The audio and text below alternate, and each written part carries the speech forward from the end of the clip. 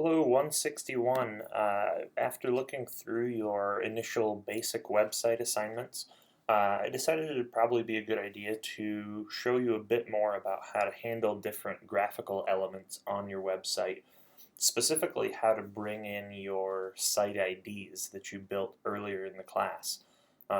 Almost all of them, I think all of the sites that I looked at actually had JPEG files for the site ID. But really, this is a piece that you probably want to have as a PNG file. The reason for this is that PNG files support transparency.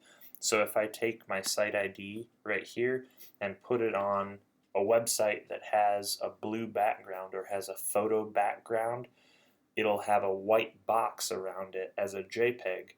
But if I do it as a PNG, I can actually have it be a completely translucent background so that you can see right through the other areas to whatever your backdrop is. It really makes it look a whole lot nicer. So I'm just going to walk you through how to take it from InDesign, pull it into Illustrator, and create a PNG with it, and then add it to your site as well.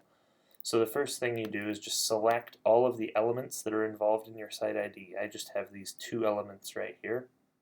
And then I'm going to go to Edit, Copy. And now if I go to Illustrator, I can make a new file. And let's say you should probably figure out how large of a file you want in advance.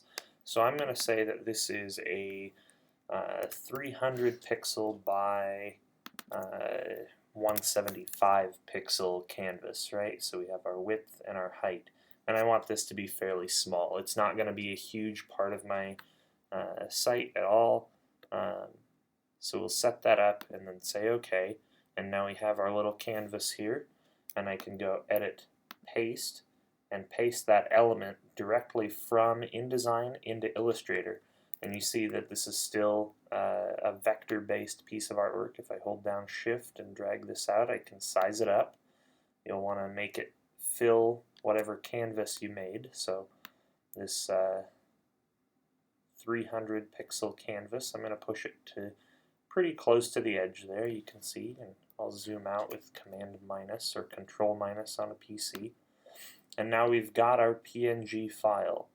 Or we have our Illustrator file actually. To make this a PNG file, we'll go File, Export, and you can see your format right down here should be set to PNG, and I'll name this image SiteID, SiteID.png, and I've got my site folder on my desktop, so I'm just going to export that PNG file right to there, and you'll see in our preview option down here, we have our background color, and we can choose white, black, or transparent. This is what I was talking about. If we select transparent, then if we put it on top of a background in the HTML, that background will show through. So let's go ahead and say OK there. And now I'm going to hide Illustrator just to get it out of the way, and I'm going to hide InDesign to get it out of the way. And now let's look at adding that image to our website. So right now I have that SiteID PNG file in the same folder as my index and my About Me HTML pages, right? These are very, very basic websites. I haven't put very much on them. I hope that you guys have more on yours. But it works as an example. There's not a lot of extra clutter. So to make our image tag, we know that the tag is IMG, right? And then our source, a lot of times in Code Academy, when you used a source, you would use a full URL. So it would look something like http://www.google.com/images/whatever. And you'd have the full /photo.jpg was probably like, you probably had a .jpeg or a .png at the end of it. And this is a direct location to a photo that's being stored online.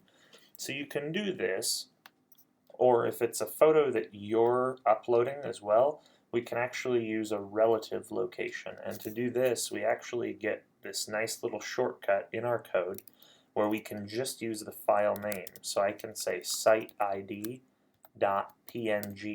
right? Because that's what my SiteID file name is, SiteID.png.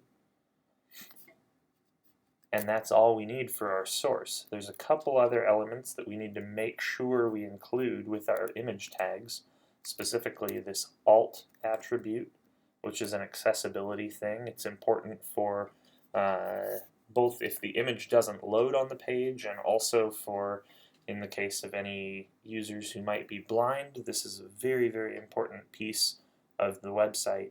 It's also become an HTML standard, so if you don't use an alt attribute on every image tag, it'll actually produce an error in the validator. So it's important that you include an alt tag, and this is just alternate text for the image. So I'm just going to make this say site ID, and that's the text that will load if it can't find the image. And then the last piece of our image tag is that we need to close it, and you actually do that, you know, with all of these like line item tags, you have a separate opening and closing, but with images it's a self-closing one. So we do our slash within this same tag and then we close it up, right? And if I save this file, we should be able to preview it, and there's our image. Now obviously you'll want to bring in your height and width attributes into this tag as well. So if I say that the height is 100 pixels and the width,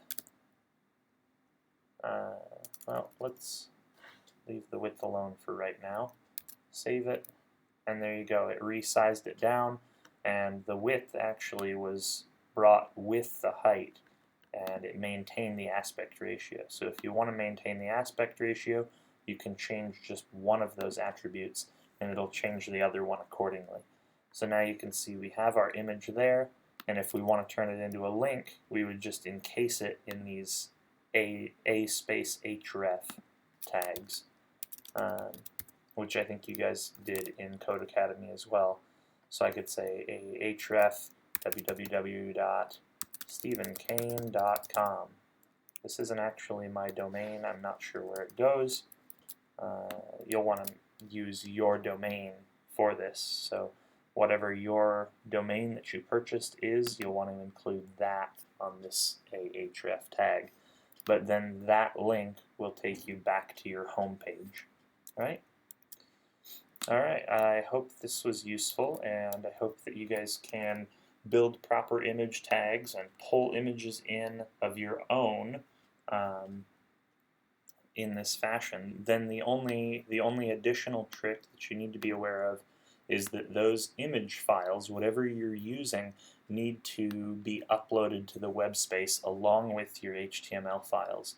And so you have some PNG files, you'll have some JPEG files, you know, photos you'll generally still leave as JPEG files rather than PNG.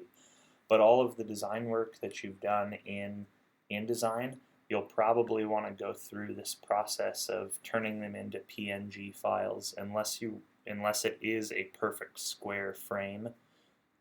It'll need to be a PNG. Alright, that's all. Good luck with your sites, and let me know if you have any questions about how to convert your different projects from this semester to the proper image file format for your website.